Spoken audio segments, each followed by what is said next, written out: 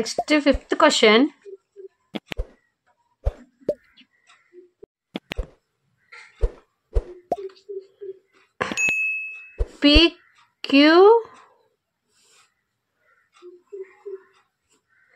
PQRS is a parallelogram. QM is the height from Q to SR. SR నుంచి height దీనికి. Okay,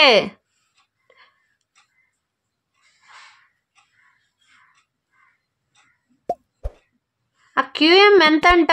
7.6. Okay, ఆ QM ఎంత? 7.6. Next QN is the height from Q నుంచే height నుంచి, అంటే queue నుంచే draw చేయాలి. ఎక్కడికి డ్రా చేయాలి? పిఎస్కి, దీనికి డ్రా చేయాలి. చూడండి, క్యూ నుంచి డ్రా చేయమన్నారు. హైట్ దేనికి పర్పెండిక్యులర్గా అంట? పిఎస్కి పర్పెండిక్యులర్గా. ఓకే, నెక్స్ట్ ఇఫ్ ఎస్ఆర్ ఈ మొత్తం ఎంత అంట? 12 సెంటీమీటర్స్ అయి ఉంటుందంట. క్యూఎం ఎంత? 7.6 సెంటీమీటర్స్. మనల్ని ఏమేం కనుక్కోమన్నారు?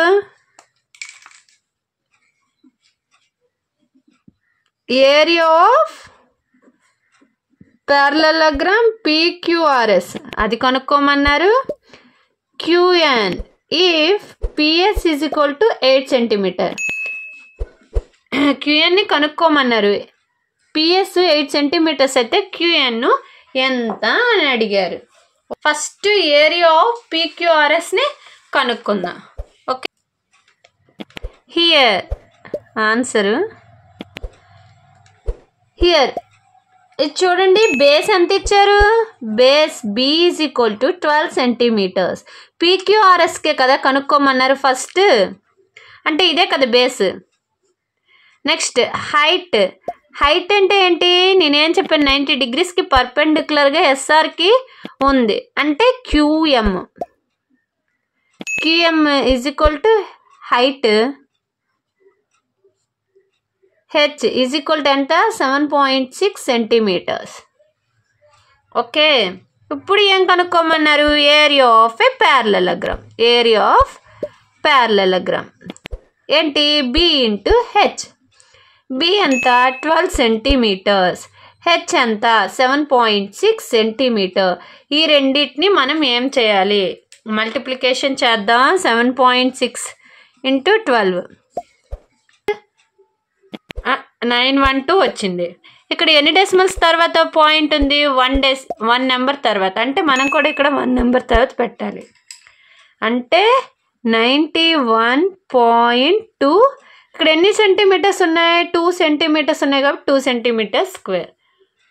నెక్స్ట్ ఒక క్వశ్చన్ అయితే అయిపోయింది. నెక్స్ట్ B క్వశ్చన్ని మనం కనుక్కోవాలి. ఏ క్వశ్చన్ అయితే క్లారిటీతో అయిపోయింది. ఇప్పుడు B క్వశ్చన్ని చూద్దాం.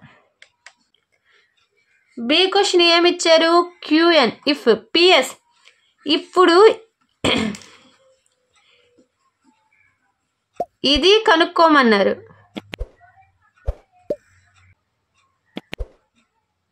QN హైట్ ఎంత తెలియదు. ఇప్పుడు ఏరియా ఆఫ్ ఏ ప్యారలెలోగ్రామ్ ఎంత ఇచ్చారు? వచ్చింది ఏరియా ఆఫ్ ఏ ప్యారలెలోగ్రామ్ 91.2. ఈ పిఎస్తో డివిజన్ చేయండి. QN is equal to 91.2 by 8 centimeters. Centimeter cancel. 8 టేబుల్లో ఇది మొత్తం డివిజన్ చేస్తే ఎంత వస్తుంది ఆన్సరు? 11.4 సెంటీమీటర్స్.